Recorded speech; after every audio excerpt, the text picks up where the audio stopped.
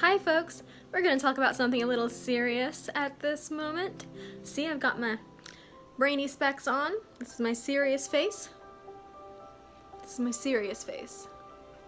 So, you may be wondering what this stuff behind me on the wall is all about. Looks like I'm starting some conspiracy theories in here.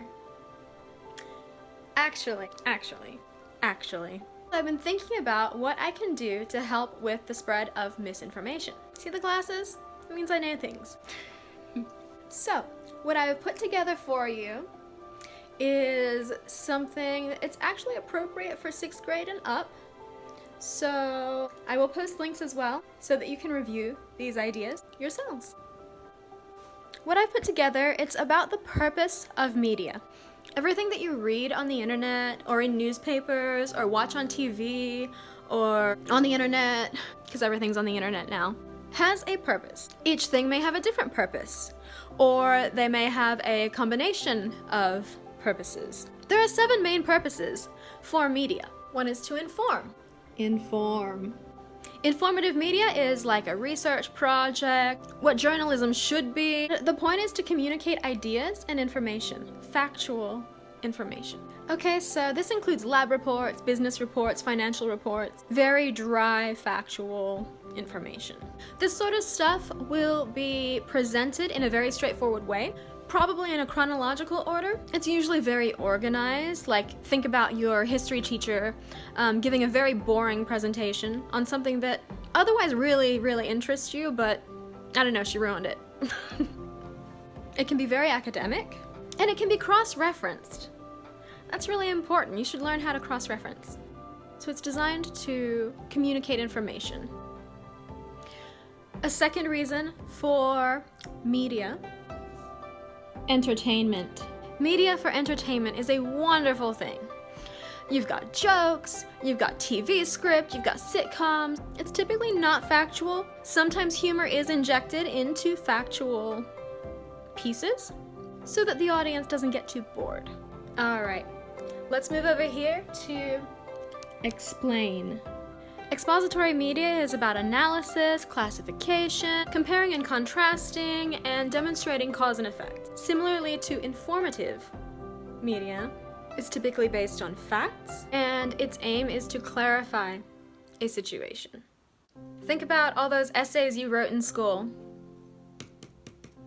Expository writing. Let's talk about arguments. Argue. Now, we're not talking about upsetting arguments that you might be having right now because you're stuck at home with your spouse. We are talking about problem solving. We're talking about research. We're talking about fact-finding for the purpose of persuading with logic. Media that argues looks for credible data and reasons that are relevant to the data. It's more formal in style. The tone is more objective. Tact is usually involved. An argumentative style acknowledges opposing views to lend credence to its objectivity, to logic, to reach its goal of you, the consumer, accepting it as truth. Continuing around the circle, we are going to look at expressive styles of media. So this is all about expressing your feelings. Poetry and songs are definitely included, as well as personal narrative. We're going to go into that in a minute. An expressive style is usually for the purpose of improving one's mental and emotional and psychological feelings of well-being. Is about personal experience. It's journaling its personal narrative, and increasingly, lately, it is also being used in combination with a persuasive style to achieve a specific agenda or prove a subjective point. Let's talk about evaluative media. We're talking book reviews, movie reviews, restaurant reviews, criticism. We could all use a little more evaluative thinking in our lives. Yeah? Critical thinking. Evaluative media specifically argues for or against the merits of a particular subject and will also present supporting evidence. Now, I think we, in our little minds, we need to apply some evaluative principles to the media that we're consuming. And that's what this is about. This is about knowing the techniques, know when we're being manipulated, be able to cross-reference and check to see if we are being lied to, and using those critical thinking skills. So the last category, or purpose, of media that we're going to talk about, and this is going to be a big one, persuasion.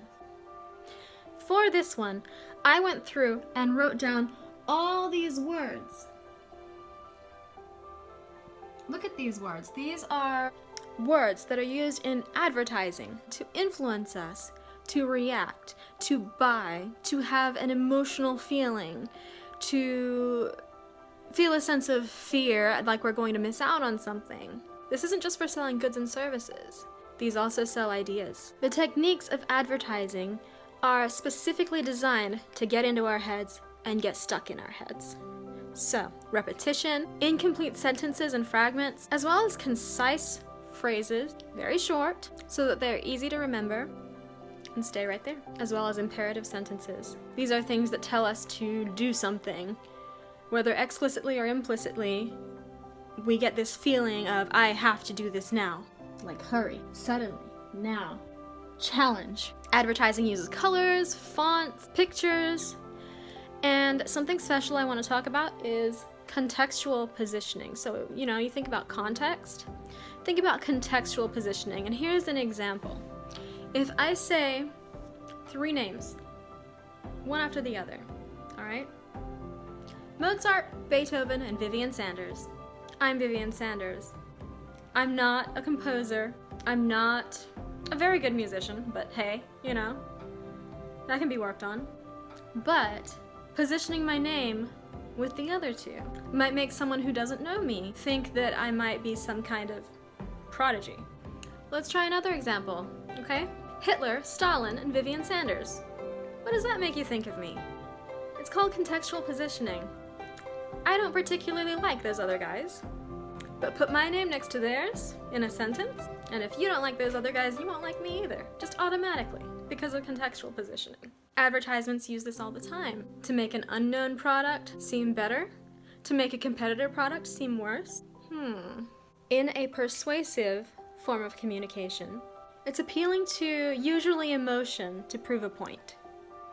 And once you get committed to that emotion, no amount of facts that oppose it are going to dissuade you.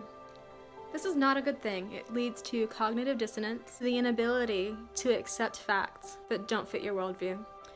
Alright, so persuasion will play on your guilt or your sympathy.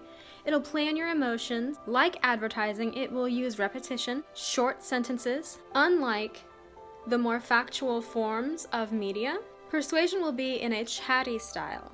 It'll use forceful phrases as well as shock value. Something that we've seen a lot recently, and not so recently, is shock value. Outrage.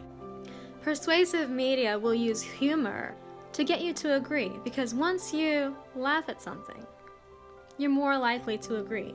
There's something very important going on between persuasion, humor, and repetition. When you make a joke, it's just a joke, right? It's not serious. But sometimes, jokes are used to get you used to an idea. You get used to hearing it, and it's not serious, so you accept it. After a while, what was humor ends up happening in reality. And what was funny because it would never happen because it was not acceptable, got to a point where nobody's gonna do anything about it because it's been normalized through repeated jokes. But you already accepted the joke.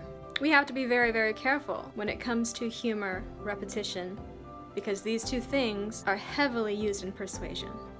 And you might not realize the things that you've already accepted because it's normal to joke about it. Persuasion will make positive points personal and make the reader feel good, and it'll make negative points impersonal, saying that everyone else is bad. Who does that in our present culture, I wonder? The whole point of persuasion is to get you to agree through emotional means. Sometimes logic, sometimes flawed logic, and sometimes incorrect data or skewed facts. Which brings me to unfair tactics within persuasive media. Alright, so some things can be a fact, but it's not relevant to the story. Some things are fact, but it's not timely. Some things are not timely, but they are relevant. And some things are relevant, but they're not timely. Other unfair tactics in persuasive media include personal attacks and name-calling, character attacks. Sometimes, sentences will include persuasive facts but omit the opposing facts. Like, say, someone who did a study 50 years ago that was supposed to prove a specific connection between two seemingly unrelated things. And even though subsequent studies were done that conclusively disproved that connection, people still reference the original study and omit the facts that debunked it. So be very careful that you're not being misled.